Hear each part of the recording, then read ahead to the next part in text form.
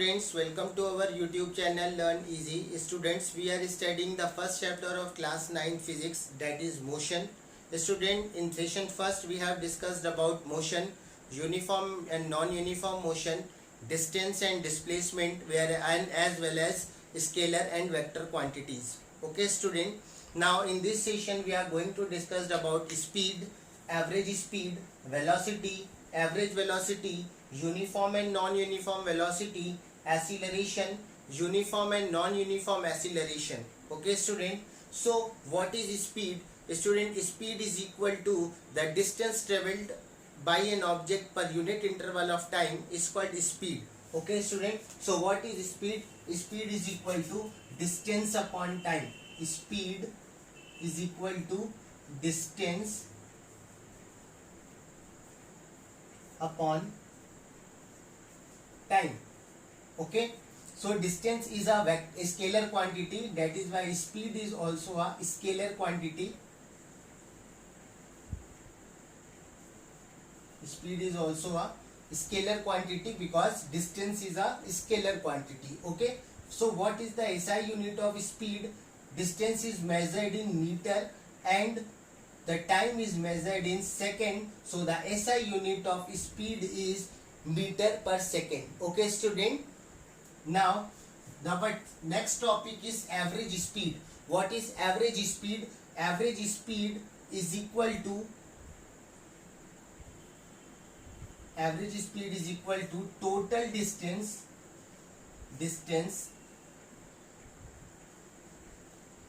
upon total time. Okay, the object covered total distance in a total interval of time is called average speed. Suppose we have to calculate the average speed of an object, we have to find the total distance covered by the object and the time taken to cover that distance. Okay, suppose a boy is going from this position A to position B, then from B to C, then from C to D.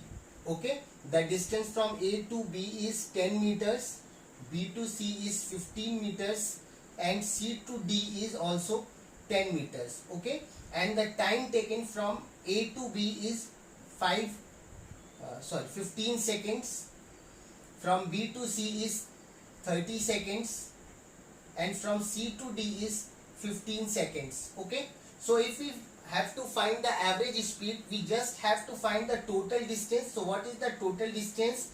10 plus 15 plus 10. So what is it? It is 25. It is total distance covered is 25 meter. And what is the total time taken? 15 or 15, 30 or 30 yani 60 seconds. Okay, total time taken is 60 seconds. Now we solve this, we will find the average speed. Okay, so the total distance covered by the object in total interval of time is called average speed.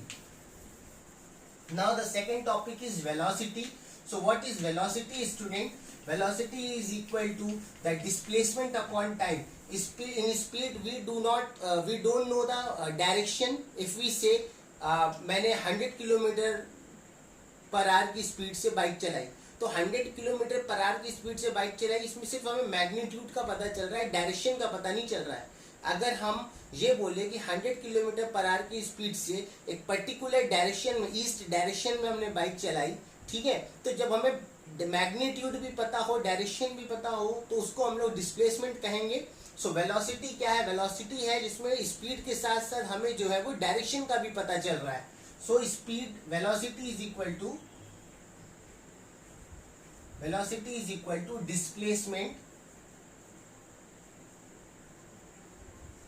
displacement upon time.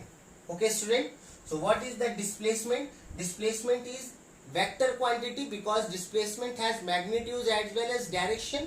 Okay, displacement एक particular direction में होता है from initial point to the final position, है ना. हमने बताया था ना, डिस्प्लेसमेंट जो एक पर्टिकुलर पोजीशन में होता है. ये मान लेते हैं A है इनिशियल पोजीशन एंड B है ये फाइनल पोजीशन, तो ये इसका डिस्प्लेसमेंट है. मान लेते हैं 100 मीटर है, तो 100 मीटर ये डिस्प्लेसमेंट हो गया.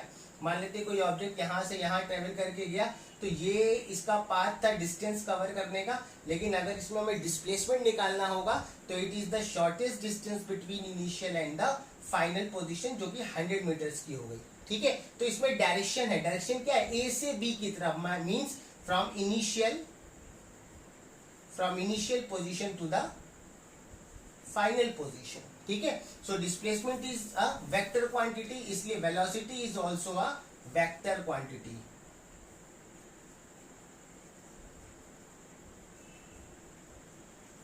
Okay, so what is the SI unit of velocity? Displacement is measured in meter, time is measured in second, so the SI unit of velocity is also meter per second. SI unit of speed is also a meter per second. Okay student, now what is average velocity? How we will calculate the average velocity of an object? Average velocity means total displacement upon total time. ठीक है, so how we can calculate the average velocity? Average velocity is equal to initial velocity plus final velocity upon 2. Okay, we can say that the average velocity is equal to total displacement upon total time, or we can say the initial velocity of an object plus final velocity of an object divided by 2, we can have the average velocity. Initial velocity is denoted by u and the final velocity is denoted by v. So u plus v divided by 2 is known as average velocity of an object. Okay student, so by this we can calculate the average velocity. Learn the formula. This is the formula of average velocity, u plus v upon 2. Now next is uniform velocity. What is uniform velocity? When object travels travels with equal displacement upon equal interval of time is called uniform velocity. ठीक है, अगर कोई object travel कर रहा है और उसका displacement जो है वो यूनिफॉर्म डिस्प्लेसमेंट हो रहा हो, तो उसको हम लोग यूनिफॉर्म वेलोसिटी कहेंगे। और नॉन यूनिफॉर्म डिस्प्लेसमेंट, जब वो नॉन यूनिफॉर्म डिस्प्लेसमेंट कर रहा हो तो उसको हम लोग नॉन यूनिफॉर्म वेलोसिटी कहेंगे। जैसे हमने uniform and non uniform motion में पढ़ा है, uniform speed and non uniform speed में पढ़ा है, उसी तरीके से यूनिफॉर्म वेलोसिटी और नॉन यूनिफॉर्म वेलोसिटी भी है। अगर किसी ऑब्जेक्ट की वेलोसिटी जो है वो यूनिफॉर्म है, चेंज नहीं हो रही है, कांस्टेंट है वेलोसिटी, तो उसको हम लोग यूनिफॉर्म वेलोसिटी कहेंगे। यानी एक कांस्टेंट वेलोसिटी से ऑब्जेक्ट मूव करता जा रहा है, मतलब हर एक पर्टिकुलर इंटरवल में उसकी वेलोसिटी क्या है, सेम है, ना इंक्रीज हो रही है ना डिक्रीज हो रही है, तो इसको हम लोग यूनिफॉर्म वेलोसिटी कहेंगे। और नॉन यूनिफॉर्म वेलोसिटी वो होगी जब ऑब्जेक्ट का डिस्प्लेसमेंट जो है, डिस्टेंस कवर जो है, हर एक पर्टिकुलर स्लॉट ऑफ टाइम में वो चेंज होता जा रहा है, तो उसको हम लोग कहेंगे नॉन यूनिफॉर्म वेलोसिटी, जैसा कि नॉन यूनिफॉर्म मोशन में था। तो नॉन यूनिफॉर्म वेलोसिटी के लिए ग्राफ अगेन हम लोग एक क्लास सेशन लेंगे, एक सेशन में हम लोग ग्राफ के बारे में डिस्कस करेंगे कि कब कैसा ग्राफ बनेगा। ठीक है, पर अभी क्या है, अभी यूनिफॉर्म वेलोसिटी क्या है, यूनिफॉर्म वेलोसिटी का मतलब जब ऑब्जेक्ट इक्वल डिस्प्लेसमेंट कवर करे इक्वल इंटरवल ऑफ टाइम में, तो उसको हम लोग यूनिफॉर्म वेलोसिटी कहेंगे। नॉन यूनिफॉर्म वेलोसिटी जब अनइक्वल डिस्प्लेसमेंट हो और इक्वल इंटरवल ऑफ टाइम में, तो उसको हम लोग नॉन यूनिफॉर्म वेलोसिटी कहेंगे। ठीक है स्टूडेंट, अब नेक्स्ट हम लोग को पढ़ना है acceleration. What is acceleration? Acceleration is the change in velocity upon time. Okay, change in velocity, अगर वेलोसिटी में चेंज हो रहा है, कोई ऑब्जेक्ट मूव कर रहा है और उसकी वेलोसिटी में चेंज हो रहा है, ठीक है, पर्टिकुलर इंटरवल ऑफ टाइम में, तो उसको हम लोग कहते हैं एक्सीलरेशन। ठीक है, so what is acceleration?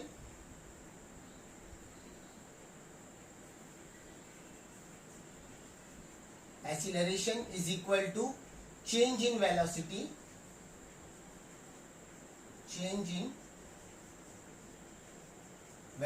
upon time। अब चेंज इन वेलोसिटी की हम बात कर रहे हैं, तो acceleration is equal to change in velocity क्या है, एक तो हो गया इनिशियल वेलोसिटी, पहले लिखते हैं final velocity v minus initial velocity upon time. So the acceleration is equal to v minus u upon t, final velocity minus initial velocity upon time। अगर हमें किसी ऑब्जेक्ट का एक्सीलरेशन निकालना है तो हमें फाइनल वेलोसिटी से इनिशियल वेलोसिटी को माइनस कर देना होगा और फिर उसके बाद टाइम से डिवाइड कर देंगे, तो हमें एक्सीलरेशन का पता चल जाएगा। ठीक है, मान लेते हैं कि कोई ऑब्जेक्ट है वो चल रहा था 30 मीटर पर सेकेंड की स्पीड से चल रहा था, एंड आफ्टर 30 सेकेंड्स उसकी वेलोसिटी हो गई 60 मीटर पर सेकेंड, और हमसे कहा जा रहा है कि find the acceleration. So how we can find the acceleration?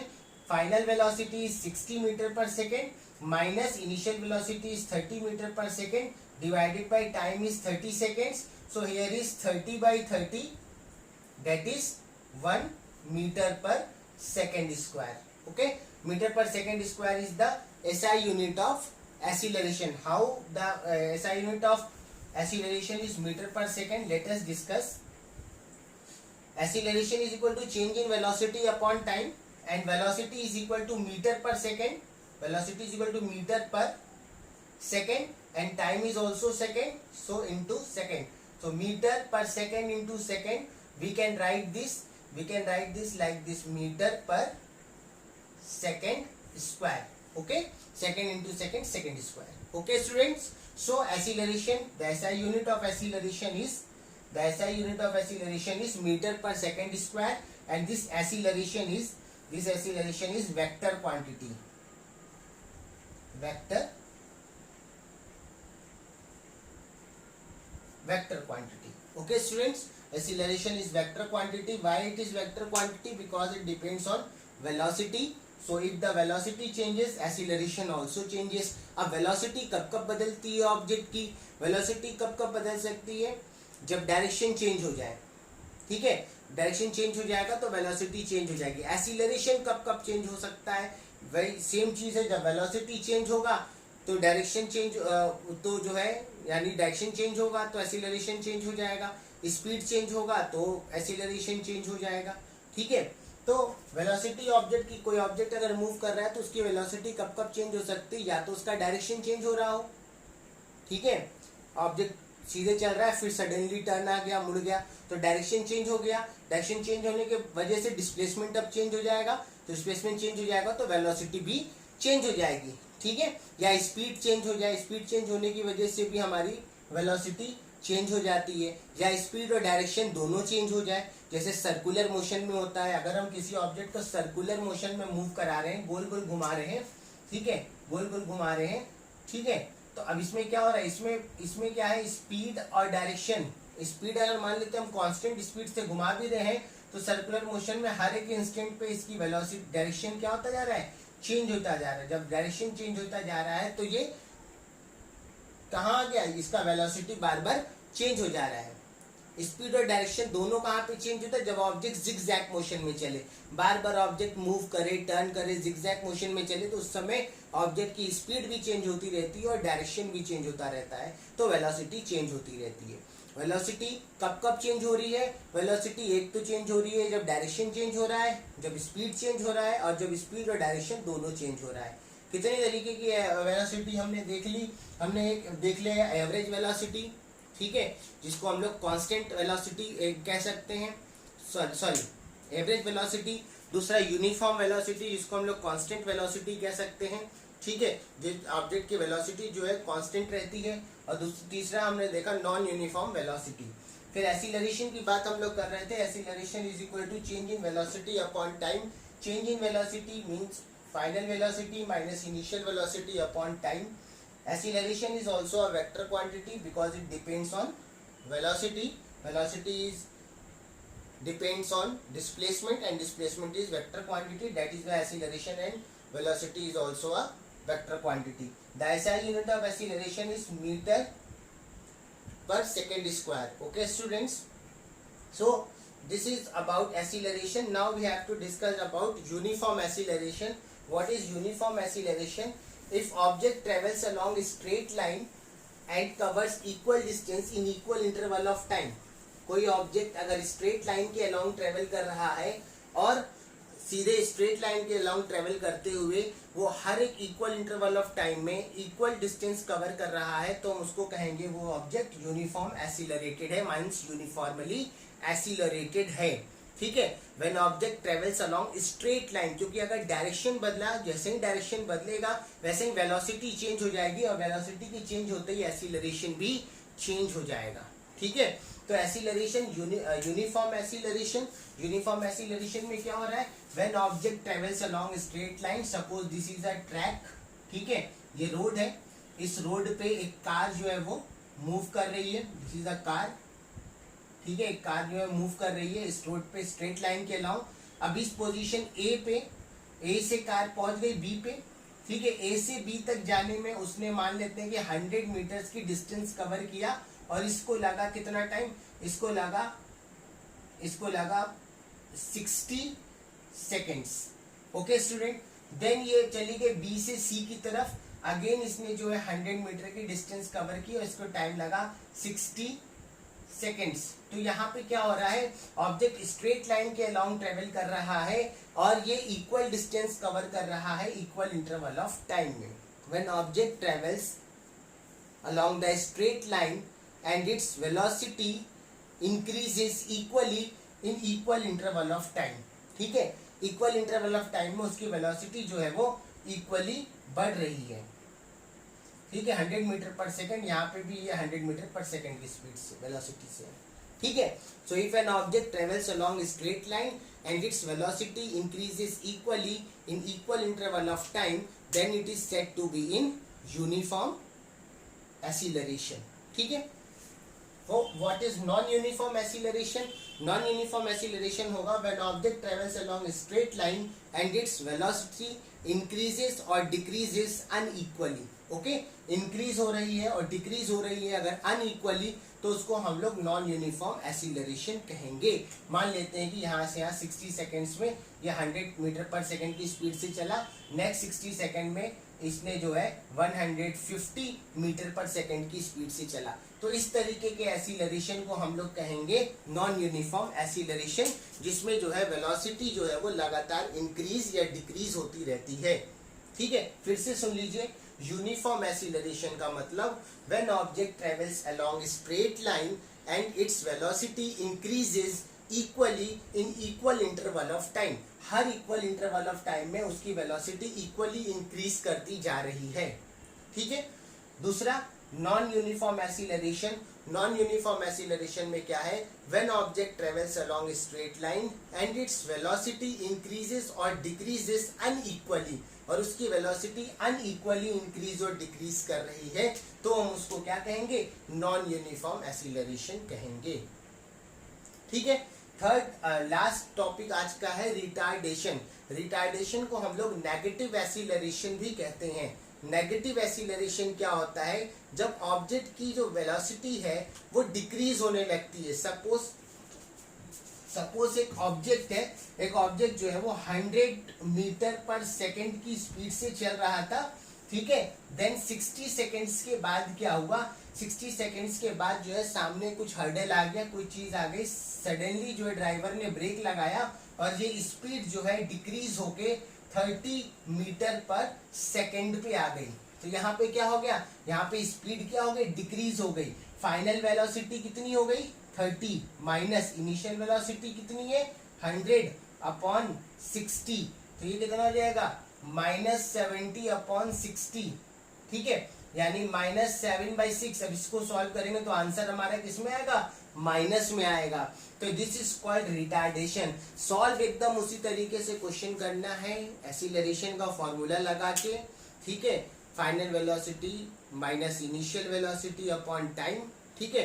But retardation में जो आपका आंसर आएगा वो माइनस में आएगा स्टूडेंट्स, ठीक है। माइनस में क्यों आएगा, क्योंकि इनिशियल वेलोसिटी यहाँ पे कम होगी, ज्यादा होगी, और फाइनल वेलोसिटी जो है वो कम हो जाएगी। क्यों, क्योंकि सडनली ड्राइवर चला रहा था, बाइक गाड़ी चला रहा था, सामने सडनली कोई चीज आ गई, उसने ब्रेक लगा दिया। सपोज 100 किलोमीटर पर आवर की स्पीड से चल रहा था, सडनली ब्रेक लगाने के बाद 30 सेकेंड्स के बाद उसकी स्पीड हो गई 0 किलोमीटर पर आवर, ठीक है। तो इनिशियल वेलोसिटी हमारी क्या थी, ज्यादा थी, और फाइनल वेलोसिटी कम थी। जब हम फॉर्मूले में रख के कैलकुलेट करेंगे तो हमारा आंसर माइनस में आएगा।